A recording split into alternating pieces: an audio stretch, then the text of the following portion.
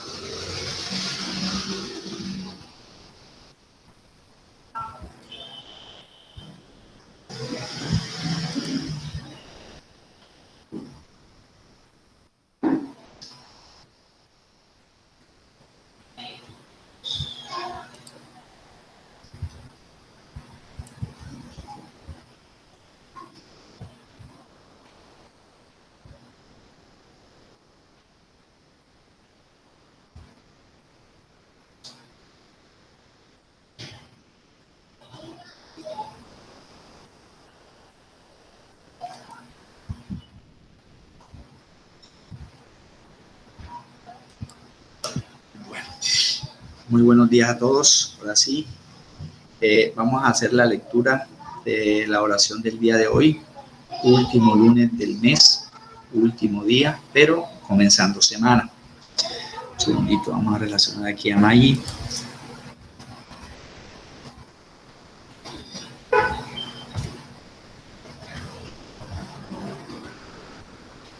Listo. Dice la oración en nombre del Padre, del Hijo y del Espíritu Santo. Amén. Llegamos contigo, Señor, al último lunes del mes de mayo, agradecidos por tu amor hacia nosotros, amor eterno, bueno, sin dobleces, sin pedir nada a cambio, amor de siempre, ese que está con nosotros a pesar de nuestra ingratitud, el que nunca falla, no juzga, no pregunta, amor que espera nuestra llegada con los brazos abiertos, nos hace fiesta, nos viste, nos calza y no conforme con todo esto, nos pone anillo en nuestros dedos y diadema en nuestra cabeza. Amor del Padre, del Hijo y del Espíritu Santo. Se me ha dado pleno poder en el cielo y en la tierra. Id y haced discípulos de todos los bautizándolos en el nombre del Padre, del Hijo y del Espíritu Santo, enseñándoles a guardar todo lo que os he mandado. Y sabed que yo estoy con vosotros todos los días hasta el fin del mundo. Mateo, capítulo 28. Padre bueno, desde la creación del mundo preparaste todo para nuestra felicidad. Gracias, Dios. Gracias por regalarnos a Jesús, que es el camino, la verdad y la vida. Gracias por la presencia de tu Santo Espíritu, que estará con nosotros siempre. Gracias, mi Dios, trino y uno. Oramos porque nuestra familia, descendencia y todo aquel que se una y escuche esta oración reciban el amor del Padre, del Hijo y del Espíritu Santo, proclamando: dichoso el pueblo que el Señor escogió como heredad. Recibimos tu bendición, Padre, en nombre del Padre, del Hijo y del Espíritu Santo. Amén. Bueno, señores, antes de iniciar, yo les voy a recordar algo. Voy a ubicarme aquí en la planilla del CEN. El día de mañana, que comenzamos mes y tenemos clase nosotros también no, mañana no tenemos el martes, a segunda hora. El martes, que ya es 2 de junio, miércoles 2 de junio, perdón.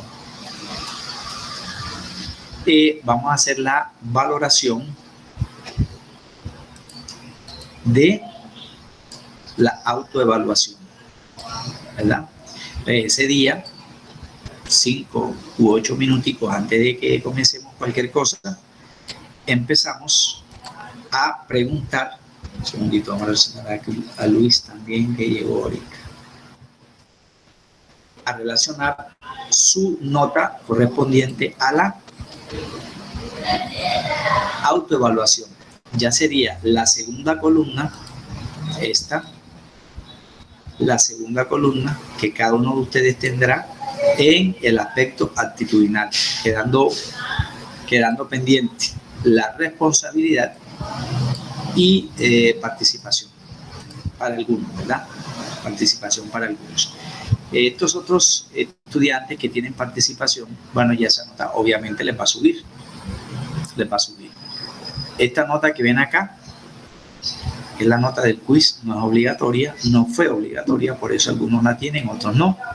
Y no aparece como una nota obligatoria en plataforma, sino que modifiqué según lo que les servía a cada quien y que les explicaba la vez pasada, ¿verdad? Entonces, para el día miércoles, ojalá no haya ninguno que no se conecte ese día, pues para que todos tengan esa misma notica allí y ya empezar a definir cosas.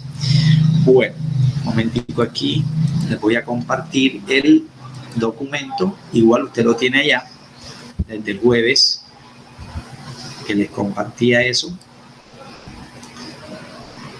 Sin embargo, vamos a volverlo a hacer acá desde el chat. Bueno, yo siempre reviso la grabación de la última clase para mirar qué fue lo último que explicamos. Y en la clase del día jueves pasado, que fue la última de inorgánica, jueves 27, quedábamos nosotros por iniciar el punto de ebullición, que sería la segunda de las 4 propiedades obligativas que estamos viendo. Voy a borrar aquí algunas cosas que tengo porque salen de un análisis matemático, entonces no me gusta dejar allí y simplemente decir esto más esto me da esto y ya. Vamos a borrar, no importa que me toque hacerlo nuevamente, para eso estamos. Pero sí necesito que tengamos allí calculadora y tabla periódica. Bueno, estos datos sí los voy a dejar. Estos datos sí, pero el análisis que hice no importa. Bueno, mientras voy borrando les comento. Punto de ebullición con respecto a punto de congelación es muy diferente. Razón: en punto de congelación las respuestas que yo pueda dar siempre serán menores a 0 grados, o sea, voy a encontrar valores negativos. En ebullición es al contrario, siempre las respuestas que yo voy a dar estarían superiores a 100. Por lo tanto, tiene que haber un texto que me ubique. Y ese texto que me ubica es el siguiente. Primero, partamos del punto básico. Y el punto básico es que yo recuerde lo que es la ebullición. Desde procesos físico-químicos en sextico hasta décimo, estuvimos hablando de cambios físicos materiales, ya un poquito más adecuado al contexto en décimo grado, cuando me explicaban los cambios físicos materiales y me hablaban de energía cinética y demás. Entonces, ¿qué recuerdo de ebullición? Que es un incremento, fíjate, incremento térmico en el líquido para que progresivamente, con el paso del tiempo y de la temperatura suministrada, ese líquido termine convirtiéndose en gas. Eso es ebullición. Pero asociada a la ebullición a una solución, hay otra connotación que hacer. Y en esa connotación yo debo relacionar la presión de vapor con la presión atmosférica. Entonces me dicen aquí que el agua hierve, por ejemplo, cuando la presión de vapor, el líquido en ese caso, que se convierte progresivamente en gas, iguala a la presión externa. Esa presión externa la conocemos nosotros como presión atmosférica y que la abreviamos con ATM, o si la asociamos al líquido específicamente, la abreviamos como presión osmótica. Pero aquí voy a borrar ese símbolo para que no te me confundas. Aquí vamos a seguir hablando de presión de vapor ligada a la presión atmosférica. ¿Cómo puedo yo mirar ese incremento? ¿Qué tanto sube esa temperatura? Entonces vamos a partir de un hecho que sucede, pero que a veces no le prestamos atención. Resulta que en mi casa no hay filtro para el agua. No hay filtro de ozono ni nada de esas cosas, ni compro los botellones que me venden, no, sino que simplemente en mi casa mi mamá pone a hervir el agua como método para potabilizar aún más el agua que consumimos. ¿Qué noto? Que se requieren a veces 20 minutos, a veces 15, para lograr que el agua hierva. Ejemplo 1. Ejemplo 2. Van a preparar sopa para el almuerzo de hoy. Entonces yo veo que mi mamá o la señora que nos colabora en la cocina siempre tarda un poquito más, porque al agua normalita le agrega sal, chuca, plátano, carne y todo ese montón de condimentos que ellas utilizan muy bien para preparar la comida, en ese caso la sopita. Tarda mucho más, por eso el almuerzo está tipo 12, 12 y media, y empiezan más o menos a las 11 a preparar todas las cosas. ¿Por qué? Si también hay agua, pues voy a necesitar aumentar más temperatura, consumir más gas domiciliario en la casa para preparar la sopa, mucho más tiempo, obvio, que para hervir el agüita que vamos a consumir luego. Son esos dos casos. ¿Qué es lo que hace que en el caso número 2 se incremente más la temperatura? Pues todo lo que agregamos. Voy a requerir más tiempo y más temperatura para bullir allí. Eso se puede hacer si utilizamos dos fórmulas, pero hay una fórmula que está errada. Ya le voy a decir por qué. La primera fórmula, si me permiten aquí ordenarlas, la primera que vamos a utilizar es esta, que me dicen delta de T sub E. T es temperatura, E es ebullición. La abreviatura de EB es ebullición. La variación de la temperatura de ebullición de la solución se calcula al multiplicar la molalidad que tanta sal usamos, qué tantos plátanos usamos allí, qué tantas yucas usamos para preparar la sopa, qué tanto de carne usamos. Todo eso es concentración. Hace parte de la solución, aunque la yuca, la papa, el plátano harían parte de una mezcla heterogénea. Pero me sirve el ejercicio o el caso para analizar el incremento de temperatura. esa molaridad por algo que le vamos a llamar constante K, constante ebullioscópica.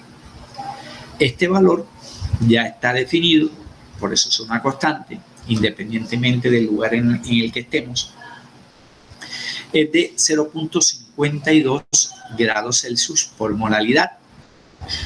Mira que aquí volvemos a usar la escala Celsius, porque en punto de congelación dijimos que era constante crioscópica por molaridad, y allá la constante era de 1.86 grados Celsius por molaridad. Acá en la ebullioscópica es de 0.52 grados Celsius por molaridad. Y luego utilizaremos la ecuación número 2. La ecuación número 2 me dice que debemos comparar entre la temperatura de ebullición del agua normal, que en Celsius es 100, pero ellos me dicen que tengo que restar. Yo no puedo restar, porque si ya el agua tiene sal y otros componentes más, ya esa temperatura de ebullición aumenta respecto a la del agua normal. Además, mira que dicen aumento del punto de ebullición. Y para que el líquido pase a gas, tengo que aumentar temperatura en el líquido, porque si la dejo a la temperatura normal, no voy a lograr que eso ebulle, ¿cierto? Entonces, tendríamos que hacer aquí una reconvención, colocar un signo más. Temperatura de ebullición del agua más la temperatura de ebullición de la solución.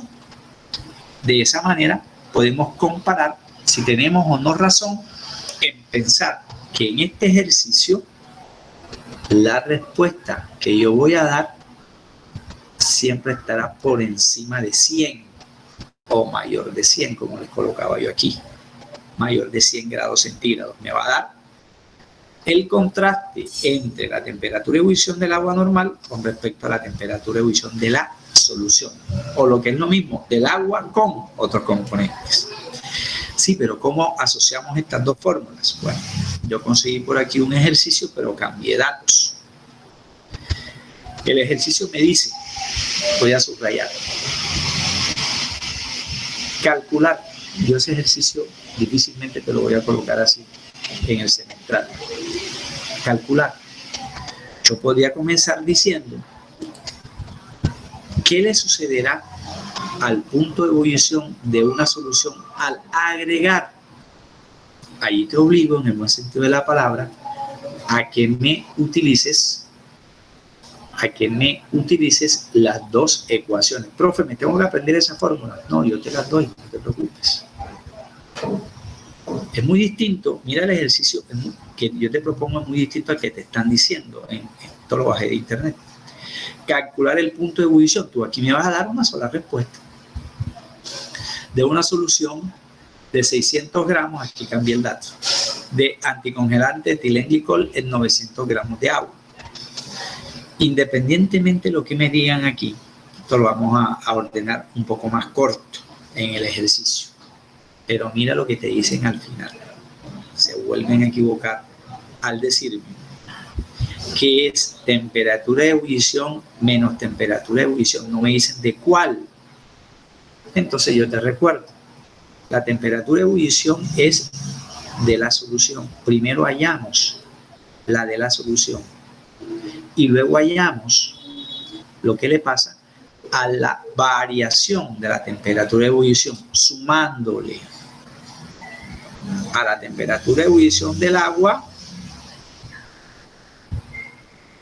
Se me quedó eso como si fuese asterisco, no asterisco, es más. Sumándole a la temperatura de ebullición del agua, la temperatura de ebullición de la solución. ¿Cómo lo haríamos? Bueno, tenemos tres datos. ¿Cuáles? 600, que es la masa inicial. Esta, que es la fórmula molecular, ya van dos datos. Y 900 gramos de agua serían tercer dato. El etilenglicol es el soluto y el agua es el solvente. Pero como está asociada a una molaridad, recuerde que la molaridad es en kilogramos. Entonces, los 900 gramos que me dan al principio, yo los convierto a kilogramos, dividiéndolo entre 1000. 900 entre 1000 me va a dar 0,9 gramos. ¿Cómo resuelvo eso? Primero hallo la variación de la temperatura de ebullición de la solución, multiplicando la constante ebullioscópica, sobra decir que es del agua, por la molaridad de la solución. La molaridad es de la solución, no del agua. Y hay solución cuando agregamos esto con esto. Eso lo sabemos, ¿verdad? Entonces, una vez tengamos eso, lo asocio con la variación de la temperatura de ebullición, que sería sumarle 100 grados centígrados, lo que acabamos de hallar, más la variación de la temperatura de ebullición de la solución. Vamos a hallar esa variación. ¿Qué hacemos? Primero, lo único que sé es la constante, 0.52 grados Celsius con respecto a la molaridad. No sé la molaridad, pero me dan masa inicial, me dan fórmula y me dan volumen. Listo. Entonces yo hallo la molaridad. Hace que me alcance el espacio. Que sería N de soluto con respecto al volumen. En este caso está medido en kilogramos por aquello de la densidad del agua. Voy a tratar de utilizar los tres datos de una. ¿Cómo así?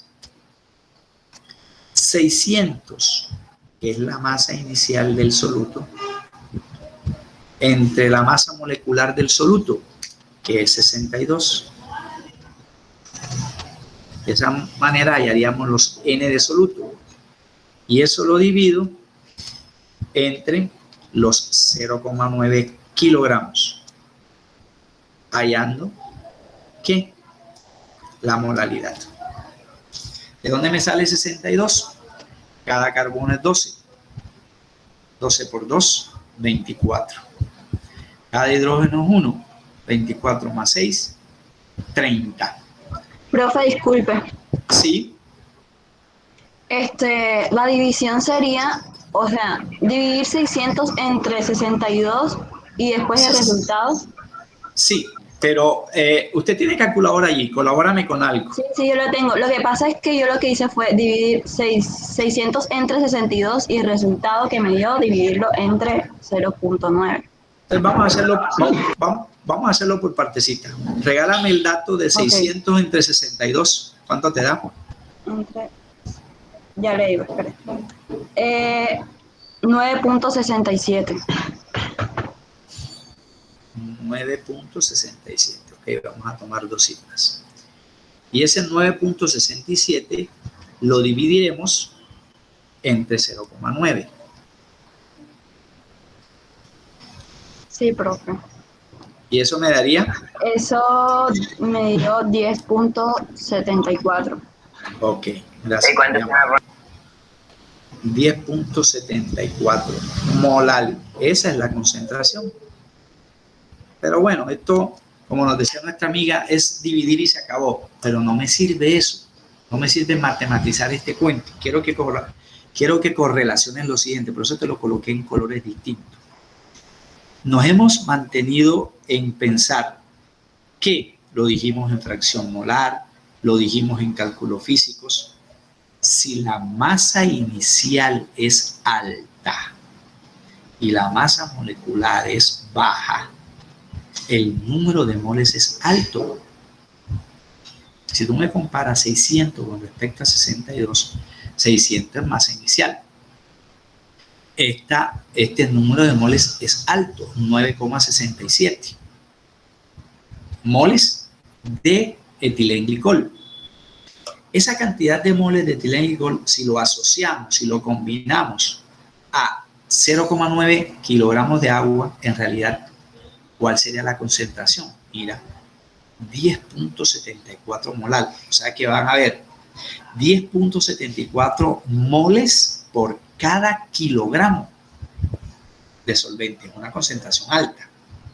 Yo te pregunto, si la concentración es alta, ¿qué le pasará a la temperatura de ebullición? Pues va a ser alta. Y si la temperatura de ebullición es alta, tendremos que subirle más a la temperatura de ebullición del agua sola. Este valor aquí me va a dar alto. Si esta concentración es alta, nos mantenemos en pensar que las propiedades coligativas van a depender de la concentración.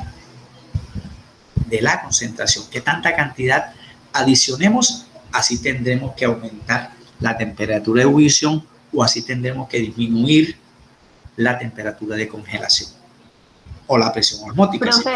Si estaremos analizando. Sí, dime. Profe, disculpe. ¿Usted sí, de cuándo podría considerar que la concentración es alta? Ok. La concentración es alta cuando supera a un mol, porque un mol, en este caso, un mol de etilenglicol, ¿cuántos gramos tiene? 62. 62. Mira que te están dando 9.67 moles.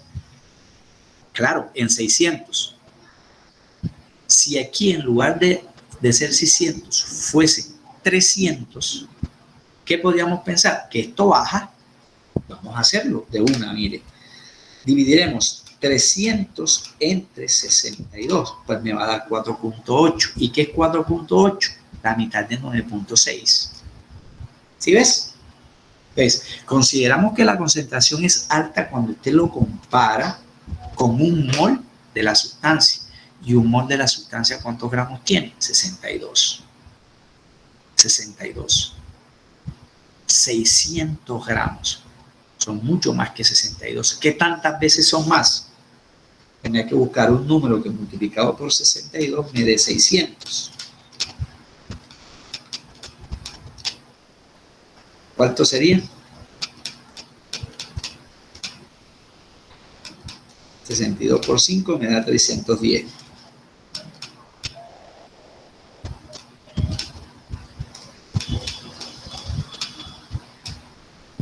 Bueno, casi 10 veces, ¿no? Casi 10 veces, porque las 10 veces me darían 620. ¿Sí ves? Entonces, si yo disminuyo aquí a 300, la concentración disminuye. Profe, y si lo hacemos el triple, en lugar de ser 600 serían 1800, pues entonces la concentración sería el triple. Una cosa me va llevando a la otra. ¿Esta es la respuesta? No, señor, esta no es la respuesta. Esta es apenas la concentración. Me falta multiplicarlo por constante bulloscópica. Como ahí no me alcanza el espacio, vamos a hacerlo acá. Hacerlo aquí para no irme más adelante. Entonces, la temperatura de ebullición de la solución sería 0.52, que es la constante, Celsius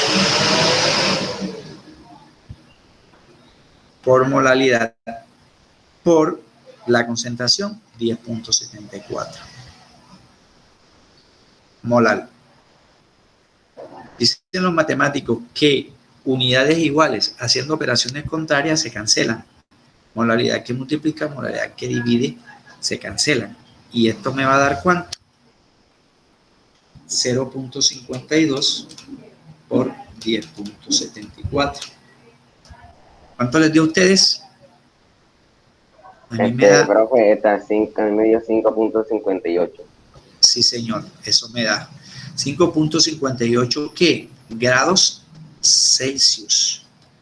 Esta sería la respuesta para el ejercicio planteado, porque ellos te preguntan, míralo, te preguntan determinar, voy a colocarle aquí un asterisco a la pregunta, determinar el punto de ebullición de la solución, 5.58.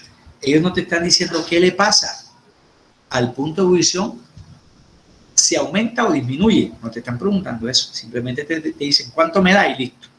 Sí, pero para yo saber si sube, mira, aplico esto. ¿Cuánto me va a dar? 105.58.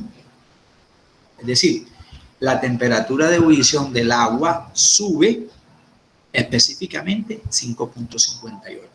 Eso es una respuesta mucho mejor, más completa, a decir 5.58.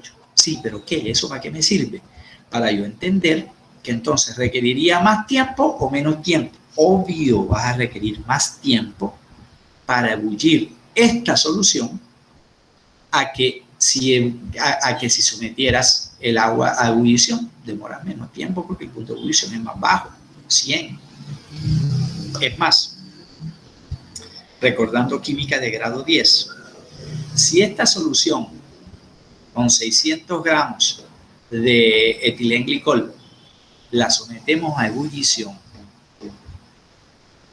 ¿cuál de las dos sustancias, el etilenglicol o el agua, cuál de las dos sustancias ebulliría primero? ¿Qué esperaría usted que sucediera? Entonces tendríamos que mirar cuáles son los puntos de ebullición. El del agua es 100 y el de etilenglicol de pronto puede ser menor porque es un alcohol, aunque el alcohol es soluble en el agua, y es soluble en el agua, ya lo habíamos dicho, por la presencia de este señor, el OH, en cualquier proporción, ¿cierto? Entonces, dos conclusiones claritas. Número uno, cuando el ejercicio me hable de punto de ebullición, el resultado tiene que estar por encima de 100. Dos, cuando el ejercicio me hable de punto de ebullición, la respuesta tiene que estar por debajo de 0. Profe, es que usted acá nos mencionó presión de vapor. Sí, señor, mira, te la subrayé. Presión de vapor. Entonces, esa presión de vapor va a tener que disminuir con respecto a la externa. Por eso, esta gráfica que te voy a mostrar, que me asocia las dos propiedades.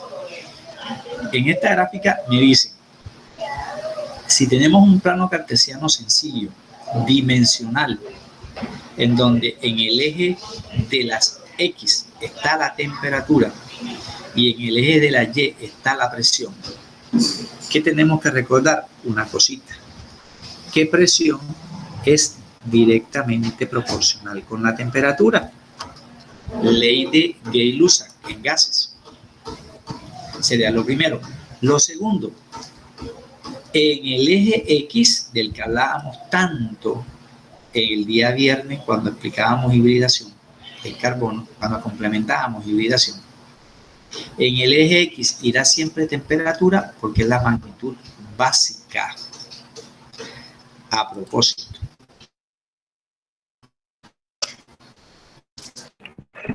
¿cuáles son las magnitudes básicas? ¿Alguien nos recuerda eso? ¿Cuáles? ¿Cómo, profe? ¿Cuáles son las magnitudes básicas? Profe, las magnitudes no son que longitud, masa, tiempo y eso.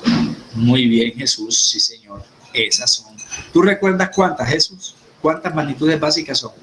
Está la longitud, la masa, el tiempo, la temperatura. Señor, correcto. Mire, no tenía participación. Ahí está. Sí, señor. Son 7 las magnitudes básicas que nosotros manejamos. Temperatura, longitud, masa, tiempo, intensidad de corriente, que manejan mucho en física, cantidad de sustancia e intensidad lumínica. 7 son las magnitudes básicas. Y por eso, en cualquier gráfica que usted maneje de química, la temperatura tiene que ir sí o sí en el eje X, porque es una magnitud básica. Y en el eje X está la magnitud independiente. Independiente, eso es bueno recordarlo.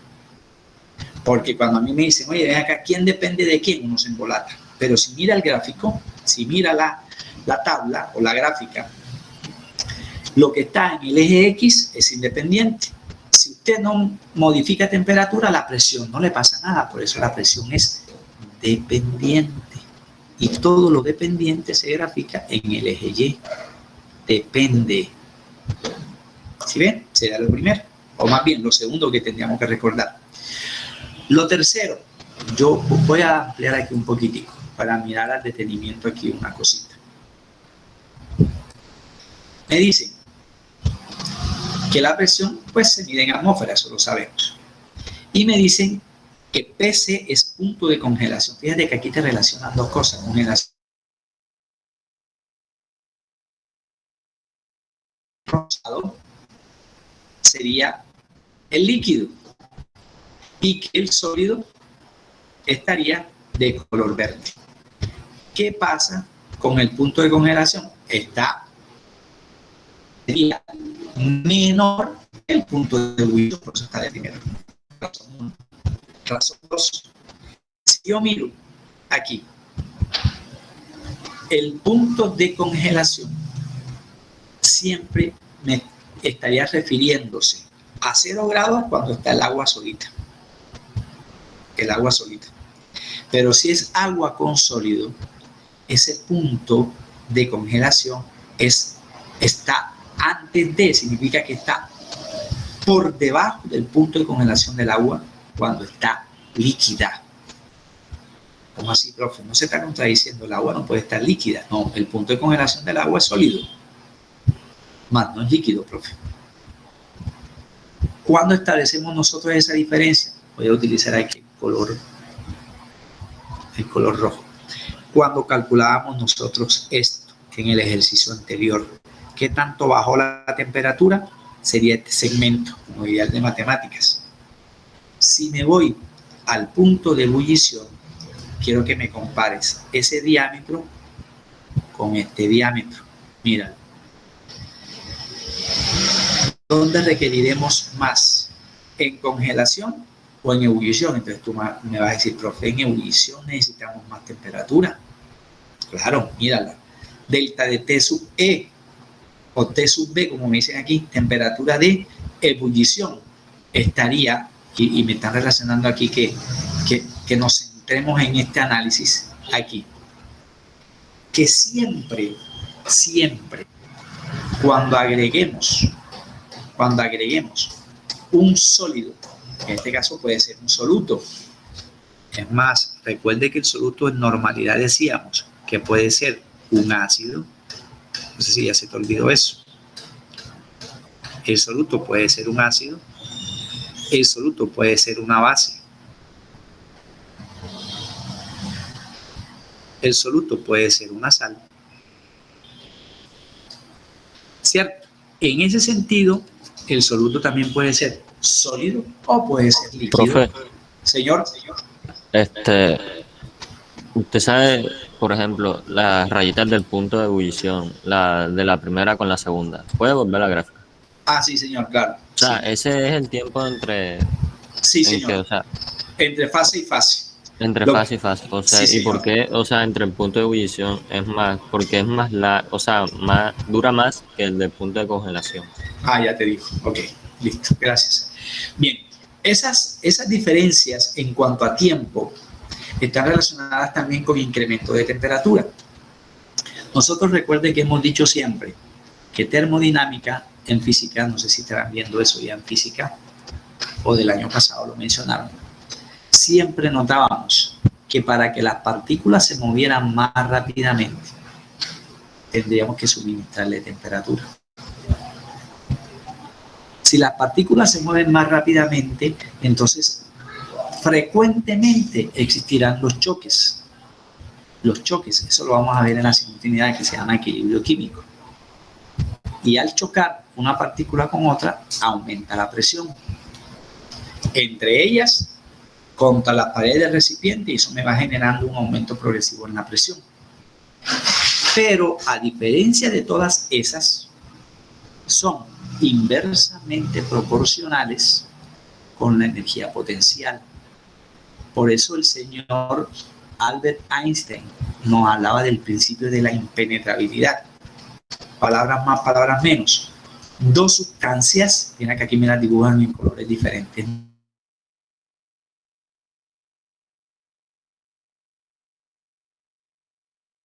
Existirán algunas más bajas que otras, sí, porque en la medida en que se va incrementando la temperatura, esas partículas van a moverse más rápidamente. Y si por ahí nos metemos con la reacción, para que las partículas se muevan, incremento temperatura, los enlaces se rompen más rápidamente, me quedan en libertad los reactivos y se me transformarán más rápidamente en productos. Por eso entonces vamos a decir lo siguiente, que en la medida en que los reactivos se consuman, empiezan a formarse los productos, pero no de manera eterna, sin control.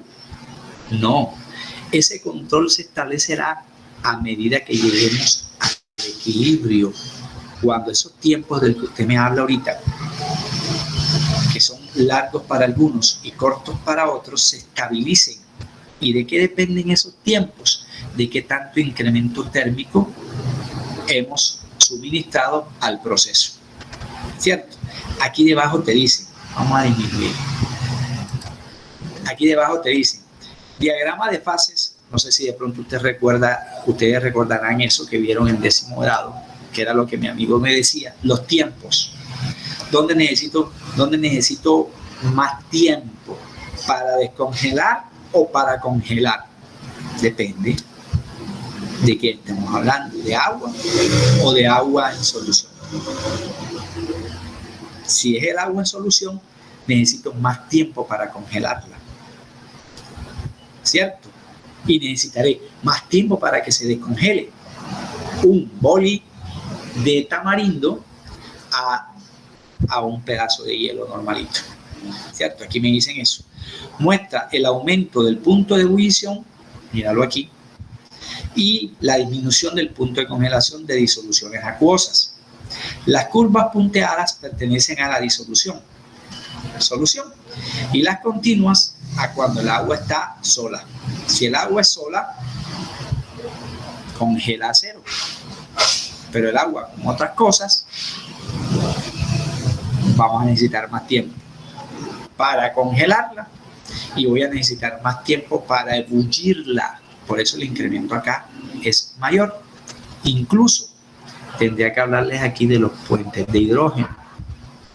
El agua se escribe de varias formas, H2O, HOH, pero si se escribe de HOH tiene que escribirse así, por aquello de los puentes de hidrógeno, que es la abertura, la distancia que hay entre hidrógeno e hidrógeno, lo cual va a permitir que una sustancia sea soluble en ella. Por ejemplo, el alcohol, el que me mencionan ahí en el ejercicio, el etilenglicol. Es mucho más fácil que el etilenglicol se solubilice en el agua a que sean 600 gramos de aceite. No se van a solubilizar nunca, porque el aceite y el agua no son solubles, debido a que tienen diferente origen químico, entre otras razones. Porque igual el agua y el alcohol tienen diferente origen químico. El agua es inorgánica, mientras que el alcohol es orgánico. Sí, pero tienen un parecido en que si reemplazamos un hidrógeno en el agua por un carbono, voy a colocarlo aquí en rojo, y allí tendremos el primer alcohol, que es el metanol. Entonces, tiene mucho parecido.